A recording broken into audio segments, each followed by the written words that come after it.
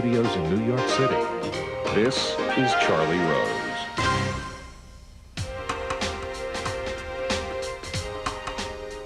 George Clooney is here. He is an actor, he's a director, he is a producer, he is much more. Early this year, he won an Oscar for his performance in Syriana. His latest film is called The Good German. It is his sixth collaboration with director Steven Soderbergh. Here is the trailer for the film. Berlin, 1945.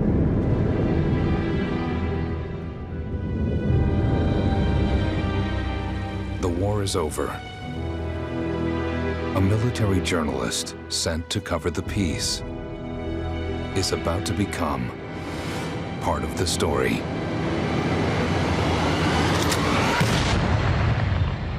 If war is hell, what comes after? An American serviceman turns up to them on the eve of the peace conference.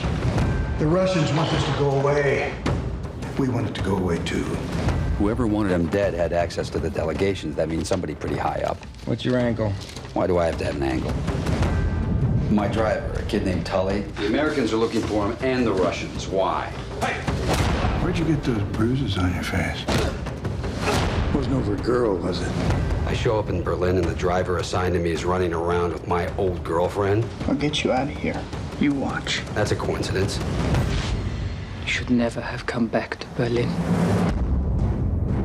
If I can find you, so can they. What is it you're not telling me? I would have gotten you out. I still would. You can never really get out of Berlin. You've seen what one bomb can do to a city. That's the future. Future of mankind's in our hands. She's playing you, Jake. You have no idea what you're dealing with. Who got to you? I want to know. You find that girl. We'd like to talk to her. Get out now. Go. Before you get hurt.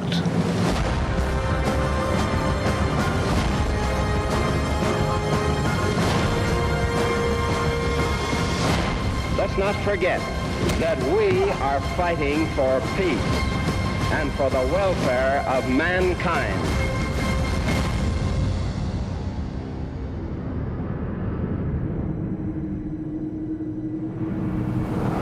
For the second time, George Clooney's People magazine's Sexiest Man Alive. I am pleased to have him right back at this table. Welcome.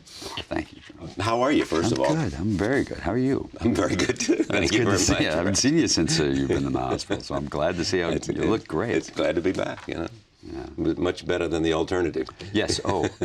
And you're back, though, because I meant that in the same way you meant it to me. You had a real trouble because you did some stunt somewhere that wasn't good. It's getting better. It's a slow process. I think what I learned was it's not going to get well, you know, with a bang, but with a whimper. So it's just a slow process.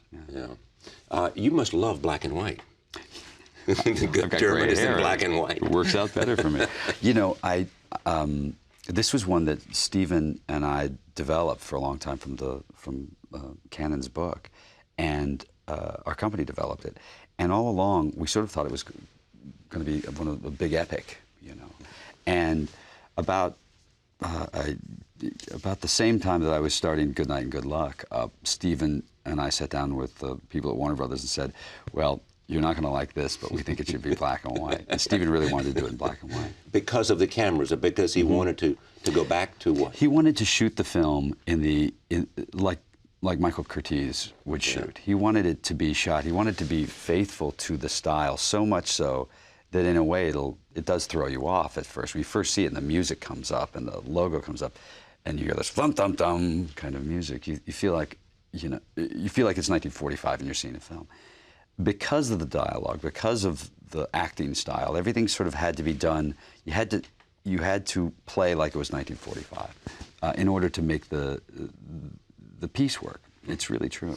But it was shot with cameras that had fixed lens. Mm-hmm. No zooming. No zoom in. No. So you had to really get it right. You know, all boom mic'd. You know, so everything that was done had a different sound to it and a different look to it. And it was it's a real commitment to get to that. You know, acting wise, it's a very different commitment. What's the story?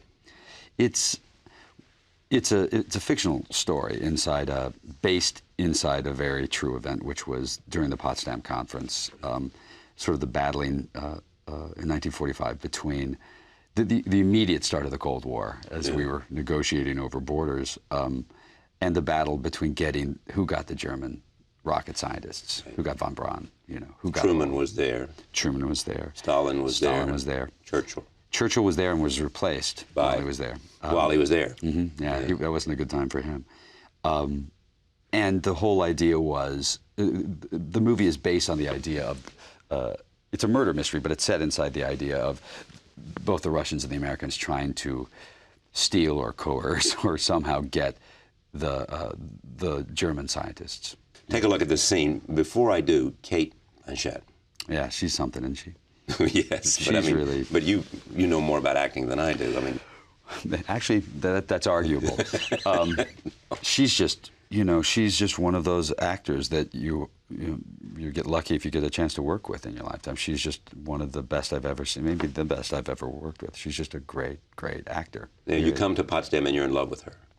Yes, I also am in the movie. Yeah, I come to Potsdam and I'm in love with her. And you're a journalist. Yeah, and we'd had an affair long before. Yeah.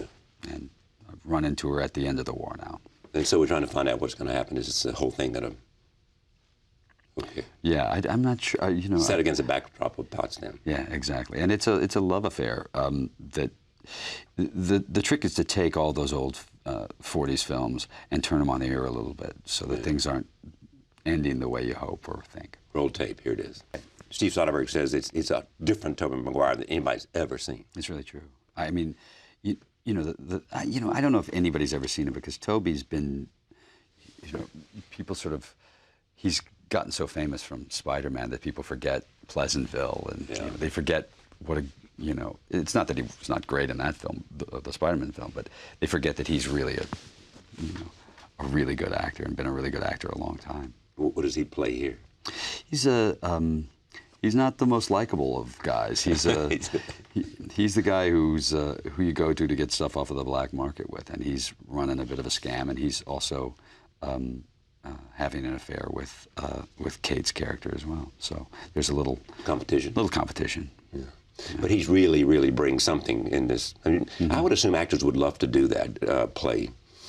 As you did in Syriana, a character who's not what you're typecast as. I think that's, you spend so much time in your career trying to get to a place where you can make decisions for your own career. Because, most actors, and most stars for that matter, don't get the opportunity to pick what they want to do. There really are, it's what's available, it's what someone sees you as, and you work really hard to get to that place where you get to say, I'm going to do this, or I'm going to develop this and do this. I'm in control of my career, so that when it bombs, as it always does, you can at least say it was my fault. Oh, I got nobody to blame. Yeah. And that's an important part of it. So if you can get to that place, and then the first thing you want to do, I think, is you look around, not to protect what you've gotten or how you've gotten there, but to sort of expand and try different things. And Tobey does that, I think, a lot as an actor. And you have that too. I want to. I'm trying to. I'm terrified of protecting something that will go away. You protect a specific image, and that group of that category that you're in will go away. Yeah, so you lose everything if all you're interested in is protecting something. I think it's much more interesting, and it's certainly more interesting to me to try to do different things. It's why I write and why I direct and why I produce, is I want to be involved in other creative aspects of the film industry. But is there a kind of trade-off? If you'll do a big entertainment film, there's a trade-off, sure. Like Ocean's 13. You bet. Those are. Go do good German. Oh, we've traded. But look, if the Ocean's films are your sellout, then I'm happy. I didn't have to do Batman and Robin to sell out. Not your favorite movie. No, I can make jokes about it because now they've got a new franchise with it, and it's doing really well. Yeah. But what you try to do is you try to balance enough that you can. I got paid $1 for The Good German. I got paid $1. I got paid. And you actually got paid $1. $1. Yeah. I think you actually get paid a little bit more because the SAG union people make you get paid on the scale, so it's like $1,500 or something. But you tell them you'll take $1. And then, you know, see, it doesn't hurt to do a job every once in a while where you can get paid. But let me understand this. He spent $30 million to make this movie. Who got the other 29 million plus 800,000? That's what it costs to make a film. Really? Sure. And the reason you can make it is because you and others were willing to work at scale? Right, because first of all, it's not just that we want to help the film, you know, out of our generosity, although we want to get this film made. They're not going to make this movie for 50 million or 60 million or whatever it is. And you understand it because they don't believe it can get a financial return. They will justify it. That's right. And, you know, this is a film, as you look at it right now, it's going to struggle to get its money back. It's not designed to be a success. Good Night and Good Luck wasn't designed to make money. It was designed. But it did. It made money, but that's on the very lucky side. You know, that doesn't happen very often. Most of the time, you do it because you figure, well, I've done enough over here that's made Warner Brothers or whoever the company is enough money that I've earned the right to try and do some things creatively that I want to try and push. Sometimes those end up making money along the way, and then you're lucky. That's Clint's deal too, isn't it? Well, he's the master of it. He has been the master for years of it. Since Play Misty for Me, he's been the master of it. He really is. Something he very much wanted to do, and nobody believed in but him. And he's one of those guys, you know, his office is right next to mine, so I see him all the time. And he really has set it exactly the way you want it, your career to go. He's made money, he's had great sort of commercial success, and then he'll go to the studio and say, here's the film I'm going to make, this is what it's going to cost, nobody's going to get paid. And at the end of it, if it doesn't make money, he says, okay, great. And if it makes money, he goes back to the studio and says, all right, maybe you should pay me this for that. You know, he's a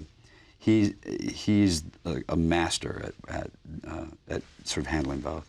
When he went to make $1 Million Baby, they said, Warner Brothers said, we don't really want to do this. Maybe you can go somewhere else. Right. And he said, I really want to do it. Right. And he did it.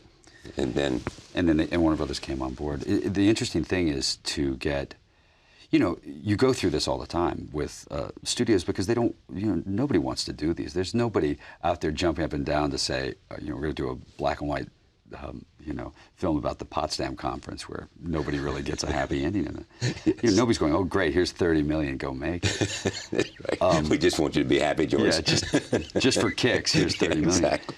So, you know, there's a lot of, I always find that it's amazing, you know, with Good Night and Good Luck, nobody came on board. We raised the money independently. Right. But they came around, and Warner Brothers, for instance, stepped up with us on that one and said, okay, we're in at the end. Yeah. And for that alone, I'm actually surprised. You know, I'm always surprised when people do that. What else do you want to do, taking the position you have now, in terms of the kind of opportunities? I mean, you have these passions that we have seen, whether it has to do with Darfur, where you've been, and your dad has been, and your dad's now really involved in trying to bring the public's attention to the crisis. Right. But what else do you want to do? What kinds of things within the wide spectrum of movies and filmmaking? I really like directing. That's my favorite thing, and I think it's the best thing to do so that you can actually have a career longer than the time period that people want to see you on screen, you know, which fades very quickly.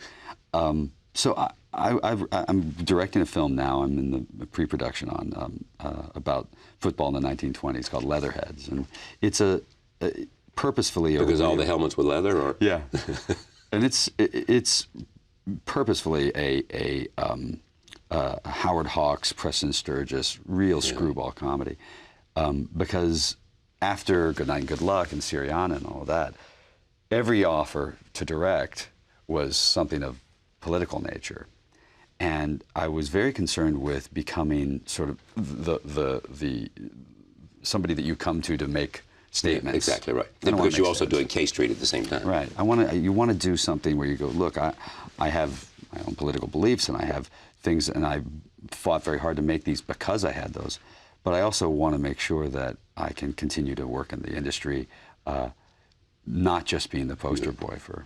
You know, when I do commencement speeches, the first thing I always say to the young people, you make sure you define yourself and others don't define you. Right. You know, whatever it has to do, whether it's gender or color or whether economic status or just your own aspiration, don't let them say who you are. You tell them who you are. The problem is you can start out by telling them who you are, and then you can get caught in your own sort of funnel cloud that you create. Exactly. And then suddenly you just keep repeating that same thing, and that's the most dangerous thing really is you can have a great success that you came up with on your own, and then people say, that's you.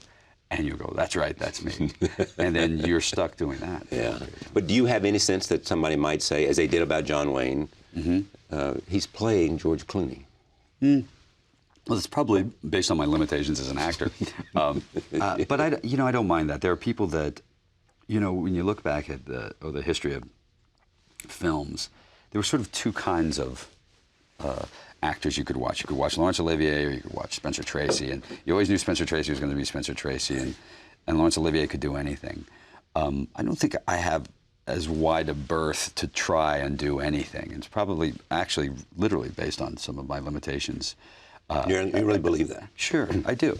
Even though you've done, you've shown real talent as a filmmaker, even though as an actor you've done different kinds of things. Well, I like.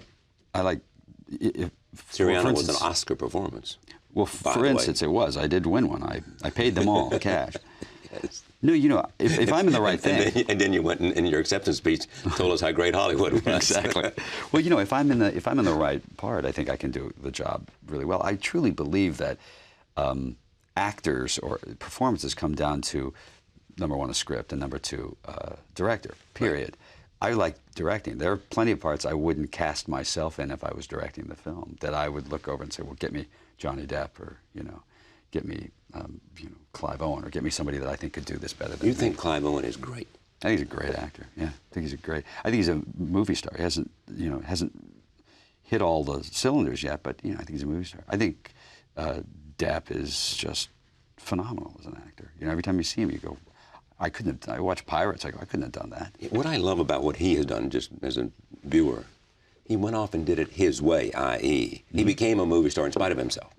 Right. Well, he did. If movie star means delivering an $800 million film or whatever he did. Gee, I guess. Dude, it's a funny thing because it's not as reluctant as it seems always. Well, I don't mean that in a bad way. I mean, you leave a TV show because you want to go do movies. He did Ed Wood and really interesting choices as an actor to counter what everyone thought he was going to do, which was to go do commercial films and sort of sell out. And so it wasn't a struggle for him because he was always making a good living, but he became an actor along the way, a film actor, as opposed to a movie star.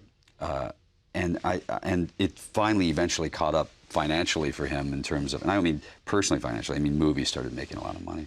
His collaboration with Tim Burton, I think, had a lot to do with it too. But when he came to Pirates, I'm told that he modeled the character after Keith Richards. Keith Richards. Right. I mean, and that's a pretty instinctive kind of risk to take. It sure is. And for the producer to buy into it, it says, good for both of you. It is. It just means that those chances sometimes work and sometimes don't. If they didn't, whoa, you're in trouble. He also chose a lifestyle too, didn't he? That tended to not be in Los Angeles so much. Yeah, he live in France, I think. Yeah, I think so, in London maybe. Take a look at this. This is another scene where Jake, played by him, is talking to Lena, played by Kate. Here it is. What's going on? Why didn't you tell me Emil was with the rocket program? I didn't think it mattered. He worked directly under Franz Bettman, and you didn't think it mattered? Who told you about Bettman? Mueller. They were graduated from the same polytechnic. That's why Bettman hired him. Why did you talk to Mueller? He has Bettman holed up in a safe house on his way to America to make rockets. That's why they're looking for Emil. They're all going, including the wives. Why didn't you tell me, Lena? You know what Bettman did. Everybody knows who he is. He was famous before the war. Now, you can either tell me, or you can tell Bernie. He'll be here in 2 minutes. No. What was Tully selling that was worth so much money? Was it some sort of rocket secret? No. Lena! How the rockets were built. Is that what's in this box? How they were built? Lena, please. We're just talking about these guys who came over. I mean, there's a whole story to be told in their books, and you would know more about this than I do. Where there are books written about those people who the United States needed. It saw the Cold War, and these scientists are part of that group, in which they said, "Come on over, we need you. We'll whitewash your entire exactly record." Right. And we will give you. We'll give you a pass. There was a documentary that we watched. It was about that. It was basically watching all of the German scientists hiding in bunkers, waiting to surrender to the Americans because it wasn't going to be nearly as fun in the Soviet Union. The Russians had a different idea. Yeah, that wasn't exactly where they wanted to go. And we did. We whitewashed quite a few Nazi records along the way that led to some things like our Apollo program. Yeah, and so Yeah. You know, when you put that on your moral, ethical equation, where do you come down? I don't know. I think you'd have to battle that out between the idea of, is it more dangerous at the time of the beginning of the Cold War to let the Soviets get build a rocket that could deliver a nuclear bomb to us? Is it better to get those guys before they give that information to the Russians? I think that's a no-brainer. I think it probably is, but those are those kind of arguments that you could argue forever, like, like, do you drop the nuclear bombs or not? Where you say, well, does it save a lot of lives? Maybe, but is it morally okay? And you don't. No. I think you could argue that. Yeah, and I mean that's a part of why that's why every president you see, I mean, nuclear weapons have not been used since that time. Right. You watch it, even George Bush's hair has turned white, and everybody, Bill Clinton, they all of them. You know, I mean, they age a lot in those 8 years, 4 years. If they have, yeah. Let me take a look at, first of all, you and Soderbergh, is this the last collaboration? We have Ocean's 13 coming out. Yeah. And then we're going to do a film in a couple of years together that we've been working on. We're still really close friends. We just, as a company, had set a sort of a 5-year time limit for the company and thought after that we'll start to feed on ourselves and start to do the same things over and over again. And so you're good friends. Mm-hmm. So the collaboration worked for both of you? Yeah, we had a great time. We got to stick our necks out a lot, which is always exciting. You know, we got slapped a few times, but it was fun. I mean, the movies that didn't do as well as you thought they would do? Yeah, they didn't do as well. I don't think we thought Solaris, for instance, was going to be a giant hit. Yes, but creatively, you didn't realize we really you'd get beaten up for it. But we actually survived that one pretty well critically, but we didn't survive it financially at all. And but along the way, we figured, well, we're taking the risk as well. We're not getting paid either. So we've had a good fun run, the two of us. Ocean's 13. Mm-hmm. Now, why are you saying Ocean's 13, which is better than Ocean's 12? No, is that because Jerry Weintraub? Just because it kills Jerry Weintraub. I know. I mean, he could not accept the fact that some people liked Ocean 11 better than Ocean 12. It kills him. I mean, he's a producer. I know. I said to him, Jerry, this is not as good. And he looked at me like, what are you talking about? What the hell are you talking about? It shows you how dumb you are. He's the consummate producer. But Stephen and I would joke about it all the time. We go, Ocean's 13, the one we should have made last time. So what did you learn from this 12 that's in 13? I think the difference was that we just got too far away from what it is to the core of what the guys all mean and do. And, we got off onto too many sort of storylines. And what we needed to do was really keep it sort of central. And this one's an easier. Keep what central? The camaraderie, the sense of these are friends? If you get everybody off, what happens is that the second time you do a film, everyone has had some success from it. So, but that was based on a film that was written and you hired everybody and they just came and played the parts. The second time you're writing with those people in mind and you're trying to serve 12 or 13 or 14 actors, or characters in the film. And then this one was one where we just sat down and said, okay, what we have to do is have a story and hope everybody and make sure everybody can fit in. And it's easier now because it's about revenge, which is always better. This is summer 2007? Yeah. Cheadle is back? Everybody's back. Everybody. Oh yeah, we got Matt's back. Al Pacino. Pacino plays the bad guy? Yeah. Well, he doesn't think so. He's so great. You learn by watching it, not like that? Sure. I mean, you learn by watching him his entire career, but I tell you, it's really fun to work. It's intimidating to work with Al Pacino. It's intimidating, and he makes it easy because he's sweet and he's funny and fun. And he loves movies. He loves acting. I think that's the secret. Is he doesn't tire of it. I mean, at all. He's always interested and always investing in it. He's a great guest too because he can talk about it with just consummate passion and understanding. I'm told that you watch a movie almost every day. Is that true? Yeah, probably. If you're in a position to do it. I'll watch 2 or 3 if I'm in the position to do it. But Scorsese does that too. Mm-hmm. What is it? I mean, you're learning, you just can't get enough? You think you might see something that's instructive? It was initially because I loved films growing up, and it was a big part of my family. My father and I and my sister and my mother, we'd all sit around and watch movies. And then in recent years, it's become about filmmaking because you can watch it for different reasons. I can go back and watch movies that I loved and watch them now for how somebody uses a camera. Exactly. I've been watching a lot of Howard Hawks and Preston Sturges, especially Preston Sturges films, all of them. And what are you learning? How to play comedy in a master shot and not in close-ups the way we do now. And you know, how comedy plays better in a two-shot rather than coverage. Oh, yeah, exactly. And how because it's reaction, action, reaction, action, reaction. Exactly, and how somehow you have to have the confidence in the two actors and the screenplay enough to let those scenes play and not to try and edit the jokes in. That's what he did brilliantly. Just brilliantly. Do you buy this idea that some people in Hollywood believe that the 70s was the golden years of filmmaking? I think with Francis and George and all those people making movies. We had two golden years. We had 1939, obviously, which is, you know, Grapes of Wrath and, you know, Mr. Smith, and that's a pretty good.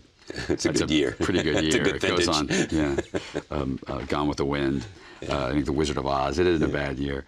But I think for Christmas last year, I gave all of my friends DVDs of 100 films from between 1964 and 1976, because I think it's the best. I made it. It was going to be 65 to 75, but 64 had Dr. Strangelove, and 76 had Network and So All you the wanted- President's Men. So I expanded it. It's not a perfect thing. I just think it's the most amazing. I think From it's our 64 to 76. And it begins with what in 64?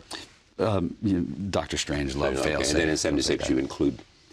You know, in 76, the 5 films nominated for picture were Bound for Glory, Taxi Driver, All the President's Men, Network, and Rocky.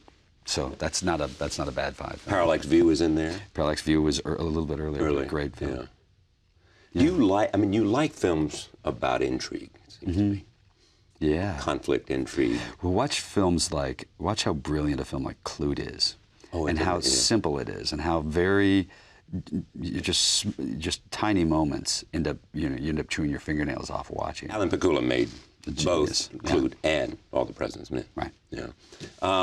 When you make, are you building a team of people now that so you have a kind of a group around you that?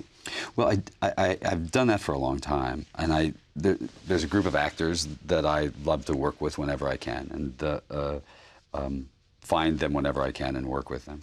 There's as a director, there's certainly a crew that I've worked with on everything. An editor. Same cinematographer?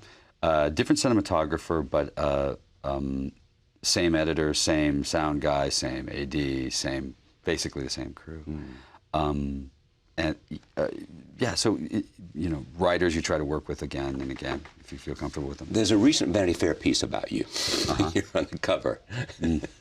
And Vanity Fair calls you a throwback to Jimmy Stewart, Gregory Peck. They're both just turning, right, like that. They're saying what? What?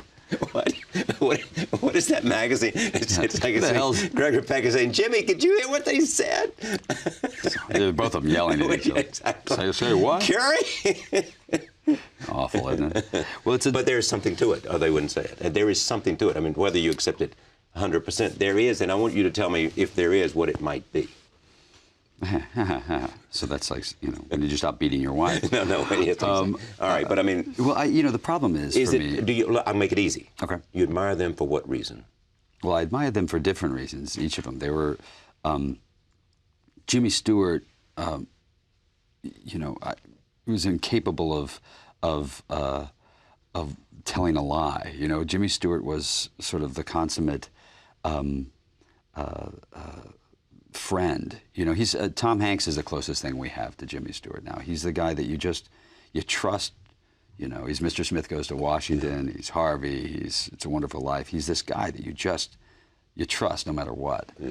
And you love the quality of him as an actor. The viewing public has imbued him with a certain integrity. Mm-hmm. But he earned it. He was. Those guys also earned it. They were.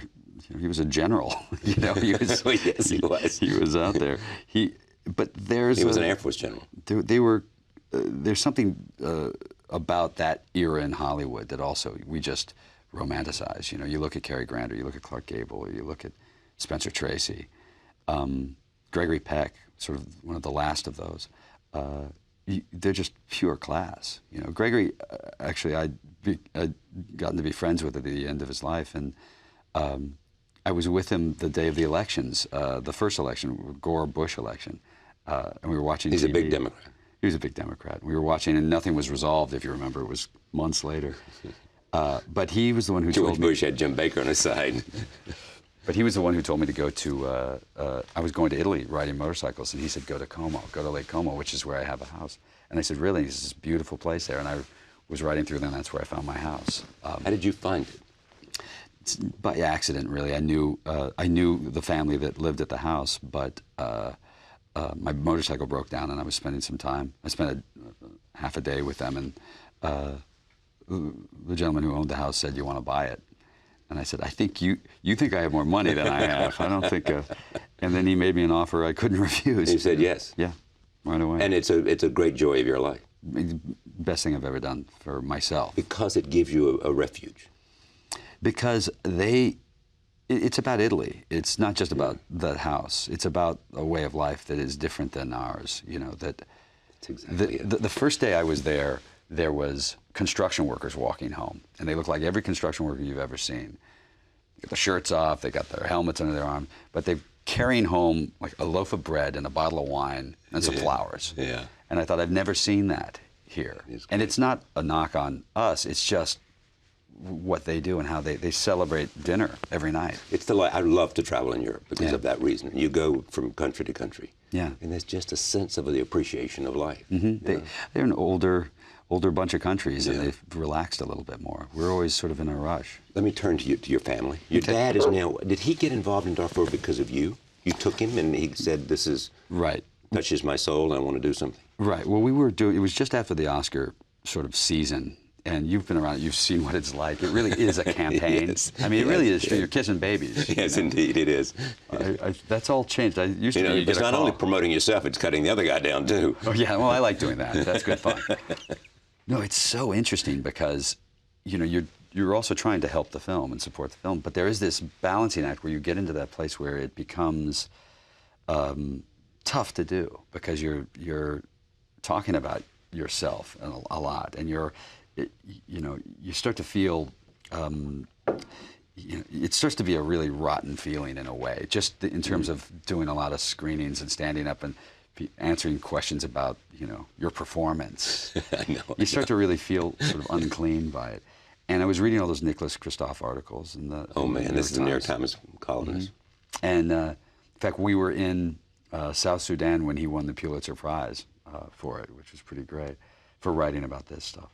But I was reading these articles. We is you and your dad. My father and I. Right. And I was reading these articles, and I called up my dad right after the Oscars, and I said, I'm shooting a movie in New York at the time, and I said, as soon as I'm done here, let's say you and I get over there and see if maybe we can get some cameras to follow us. My dad had been a reporter for a lot of years, and he covered a story, I think, in Honduras once, and he said, couldn't make the afternoon news with it. And I said, well, if you had Elizabeth Taylor there, you would have.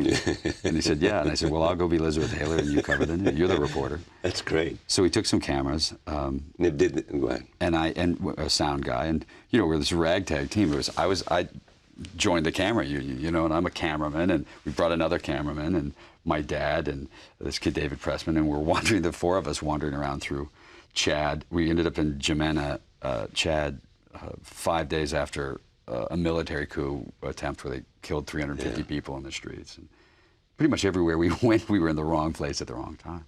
But we figured if we got out of there, and we were concerned about it for quite some time, but if we got out of there and could make it back in time for this rally, that we might be able to help bring attention. And that became my father's real mission, was to make sure we got there in time. Is this the most, for you, important place that you want to apply whatever skills you have to bring attention to something? Mm-hmm. Well, first of all, because I think if you're going to do what it is that you can do in a place of celebrity, whatever, which is a word I hate, but if that's what you're going to do, you have to focus in on not a bunch of issues. You got to pick one or two. Right. A couple. You have to be really as best informed as you possibly can be, so that you can't do damage when people ask you questions about it. Because if you can't answer the questions, they'll go, oh, he's just a puppet for this. Yeah.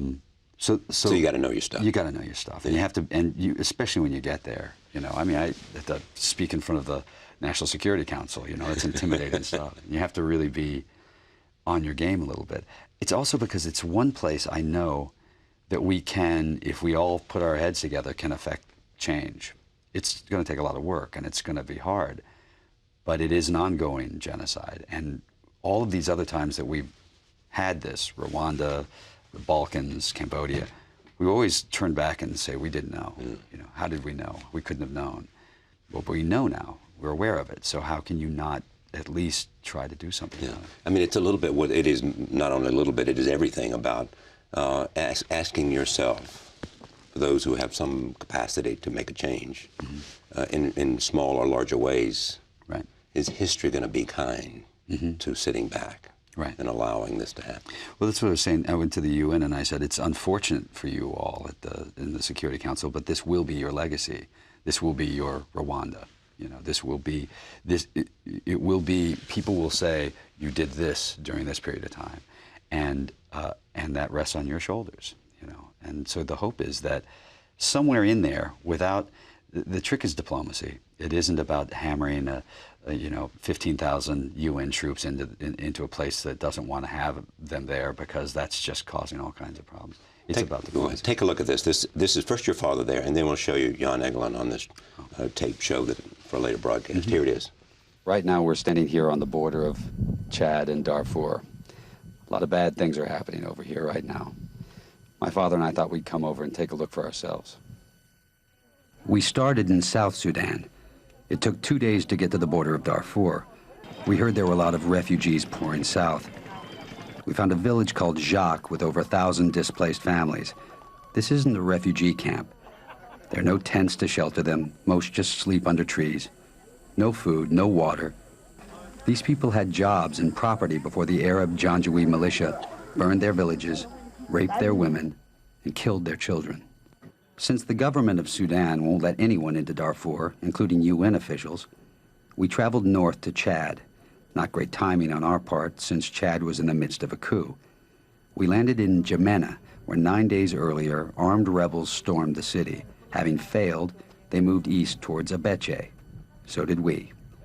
On the border of Darfur is a refugee camp called Ori Kasoni, 29,000 survivors of the massacre in Sudan.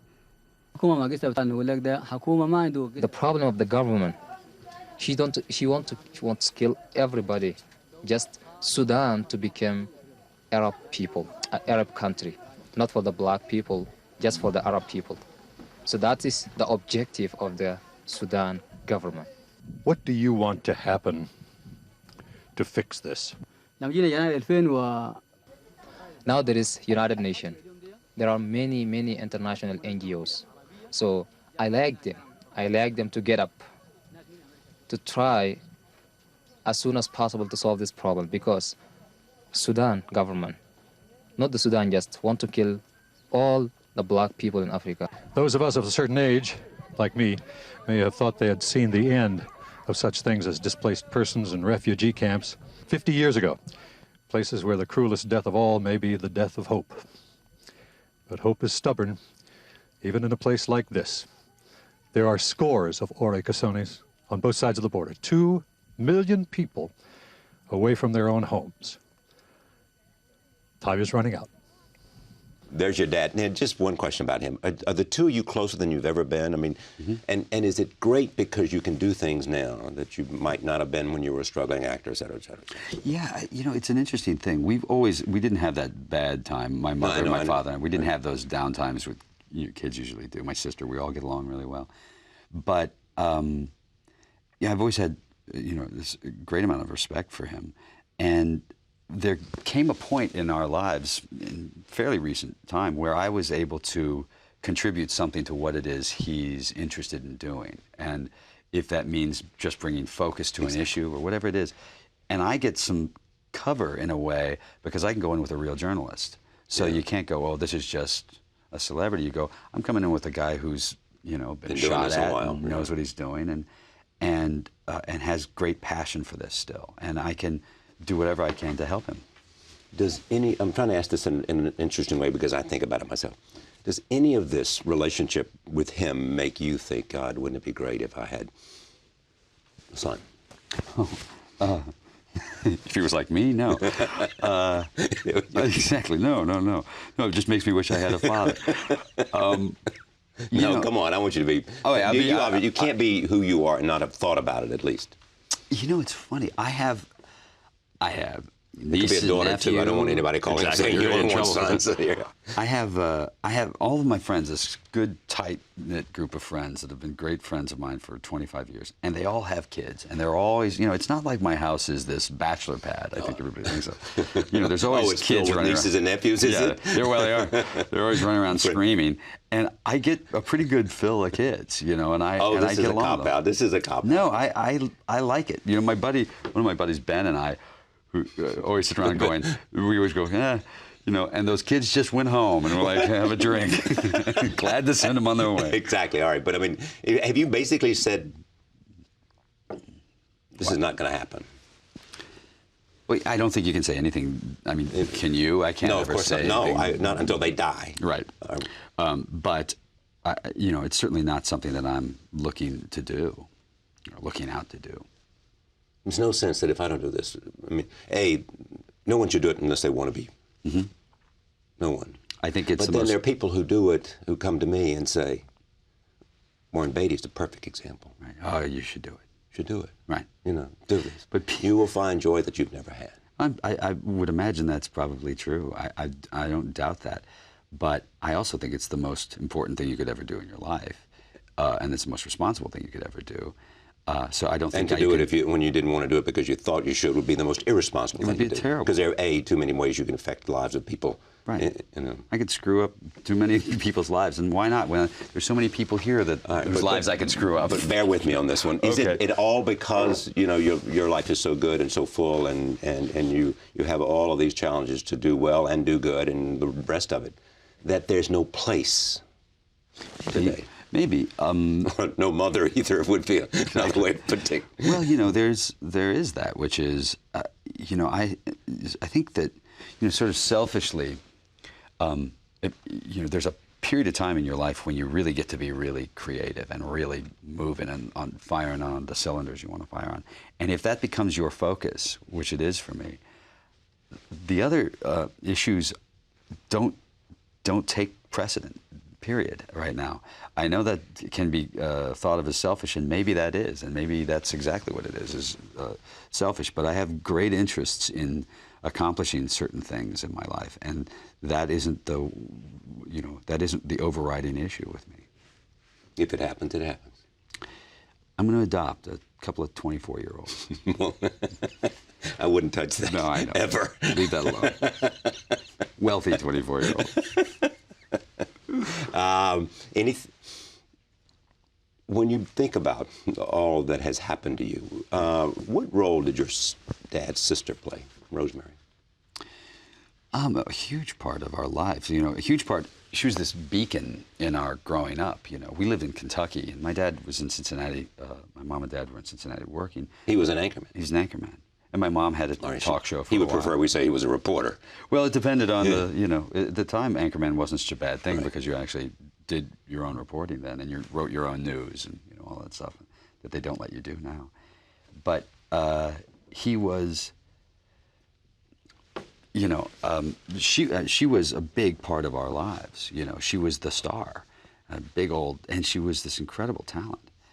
And she lived in Hollywood in a Hollywood mansion, and I was always it was such a romantic idea of Hollywood. And then when I first moved out to Los Angeles to be an actor, I drove out in a 76 Monte Carlo and about 2 cylinders, and I lived in her back in the guest room there for about a year, I guess. And you got a real view of how difficult things had been for her, and it had been very difficult for her. She had a very tough time of it. So I got the view of how great it could be.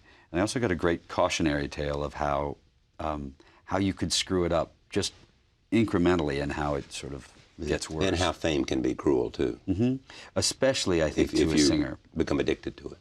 Yeah, but I think if you look at Rosemary, you think about when she was 21 years old, she was as big as you could get, as big a star as you could get. And everything she said, everybody thought she was a genius. Everything she sang, she was the best. And then she went through a period that it didn't work, mostly because rock and roll came around. And when the top 10 singers were women in 1949, the top 10 singers were men by 1955. And women were gone from the music industry. So she didn't really know where, she was on the road the whole time, working. She didn't know she was done. And she came back and everybody said, what happened to you? And so she went through a long period of time of bitterness, went through a drug period, that Dr. Feelgood put her on and all of those things. And it took her a long time to get over that. Same Dr. Feelgood that was a doctor for Kennedy? Sure, probably. Yeah. I think it's the same one. Max somebody. Yeah, one that gives you, speed or whatever Whatever you need. it was, the concoction. Yeah. And whatever gets you through, which was usually Percodan and, something like that. And she had bad prescription drug problems for a while and drinking issues and all of the things that sort of haunt people. Where was she when you got to California? She'd already come back, Bing had done a tour years earlier and brought her back, and she'd had a nervous breakdown and ended up, she wrote a book about it, and she came back and she started just as doing the opening act for Bing, and then worked with Tony Bennett and was on the road for a while, and then with Concord Jazz started singing albums again and got the best musicians around, and all of a sudden she had a complete renaissance. She had a complete career change, and became, considered one of the really great jazz singers. And it was a really fun time to go see her sing, like here at Rainbow and Stars or something like that. And just sit there and listen to a great talent. Oh. Take a song and just make it hers. Because she couldn't hit the notes anymore. She couldn't hold the notes anymore, and you couldn't take your eye off of her. You'd watch her sing, and it was just the greatest thing in the world to see. You sing? No. I sing often when people don't want me to. That's punishment? Well, it was a funny thing. When we did Oh Brother, Where Art Thou, T-Bone Burnett was producing the album. The great T-Bone Burnett. And it ended up being one of the great albums of all time. For a year, almost 2 years, was the #1 album on the... And I guess he just sort of assumed that I could sing because I was Rosemary's nephew. And I guess I sort of assumed I could sing, too. Because you were Rosemary's nephew. Because I was Rosemary's nephew. And there's a song, Man of Constant Sorrow, which was the sort of the lead song to this thing. And they set up a recording studio, and I went in there, and they were all sitting in the booth, and I'm singing, and nobody will look me in the eyes. They're all kind of looking down like this, and I'm like, Good, huh? And they tried to find some way around it, and eventually they just had to say, look, and I go, I get it. I understand. It's humiliating. So what did they do? Well, they brought in this kid, Dan Tominski, and he came in and sang it beautifully. And the funniest thing is all the guys who sang on the album made a fortune off of the album. They did. Yeah. It would have been a much better move than He's acting. a brilliant producer. And yes, he is. Yeah. He's from Fort Worth. I used to know his mother. He's just wonderful. 6'7" or something. Exactly. Giant. The politics 2006 and 8. You're pleased by the midterm elections? I am concerned about what we being Democrats, what we'll do with this. I would imagine, since the Senate always has a filibuster, that it'll be a very tough thing because you don't have 60 votes. So you got to look at the House and hope that they can be a check and balance on some of these things, the NSA spying program and things like that, just to have a voice in there, I hope. What would you like to see the Congress do? Minimum wage? Well, I think that I think minimum wage is the first thing they're going to take on. I think that they end up strangely on the side of the president on immigration. They do. They'll probably get something done there. A lot of people for it, but not Lou Dobbs. No, he's not. No, he's really not. Are you surprised by the phenomenon of Lou Dobbs? Yeah, I didn't really know it was. I didn't know he was a phenomenon. I didn't know that. I think that I think that you can play on people's passions or interests at times, and it'll help. For a period of time, making people successful. I don't know him. I've watched the show a few times. I'm surprised by the amount of anger at people wanting to, with no amnesty program at all, kick out 9 million immigrants who do a lot of work that it's an interesting, difficult, challenging problem. On the one hand, people are losing jobs. and because we live in a global economy, Yeah. you know, and outsourcing and all those things unlikely to stop. Yeah, and, I think so. You know, and yet at the same, so you have the human dimension. Yet at the same time, it is the new reality. I think it's, you know, I think as is the case with almost everything we're learning, you know, in this sort of world economy, that nothing is these giant definitive black and white answers, that everything is going to end up being mixtures of these things. Speaking of that, with no play on color, Obama, you like him? I think he's the best candidate I've ever seen. I really do. I think he's the best I've ever seen. I hope he runs. You know, I've only been around a couple of rock star politicians in my life that I've been around where you go, this guy's a president. Clinton was like that. Reagan was like that. This guy walks in a room, and every politician in that room, and I've been in rooms with him with other politicians, every politician in that room stops, you know, and they never stop. I've been there when other politicians walk in and they kind of keep talking, and Barack walks in there, kind of look back at him. He is, it's a quality you can't even explain. Yes, of course he understands how to cross the aisle, which is important. He stands for things that I happen to believe in. I also think he possesses the one quality that you cannot teach and you can't learn, which is he is a leader. He walks into a room and you want to follow him somewhere, anywhere. And I've only seen that a couple of times in my life. You'll do everything you can to get him to run and to get the nomination and to win the election. If he's going to run, you know, listen, I'm a Democrat. I'll support whoever has the ticket, but I'm fascinated with him and would love to help. I worry about what actors can do, because a lot of times, you know, I couldn't support my father in the 2004 campaign because it was Hollywood versus the Heartland. Right.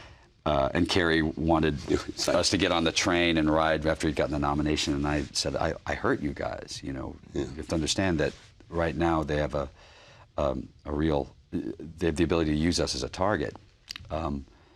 Hopefully that's changing a little bit, and with any luck, I'll be able to, you know, certainly do fundraising for whoever is the Democratic candidate. But you know, along the way, I also, you know, I would like to participate, but only in the terms of only if I don't hurt whoever the candidate is. Great to have you here. It's really good to be here. Right. George Clooney for the hour. Thank you for joining us. We'll see you next time.